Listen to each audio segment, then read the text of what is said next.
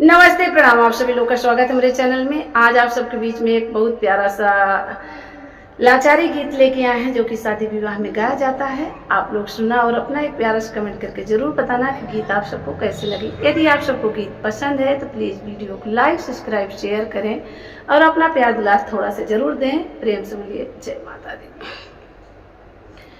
पिया हमरा कहनवा तू माना करा, पिया हमरा कहनवा तू माना करा।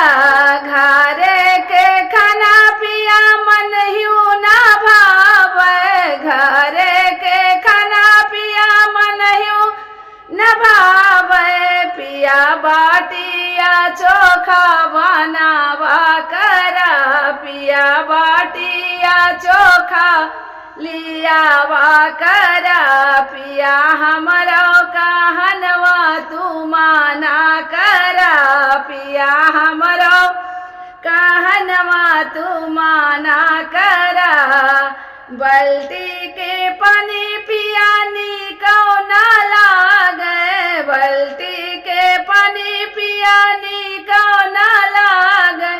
पिया बोतल के पानी लियावा करा, पिया बोतल के पानी लियावा करा। पिया हमरो कहनवा तू माना करा, पिया हमरो कहनवा तू माना करा। पिया हमरो कहनवा तू माना करा।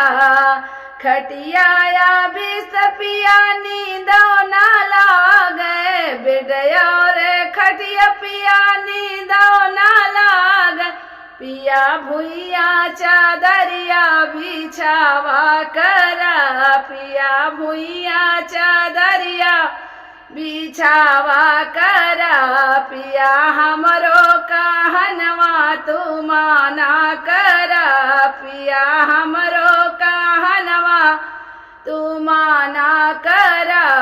लौंग इलायची पिया मन निको ना लागे, लौंग इलायची पिया निको ना लागे। पिया पाने के बीरा लियावा करा, पिया पाने के बीरा लियावा करा। पिया हमरो कहनवा तू माना करा, पिया हमरो कहनवा तू माना करा। पिया हमरो कहनवा तू माना करा।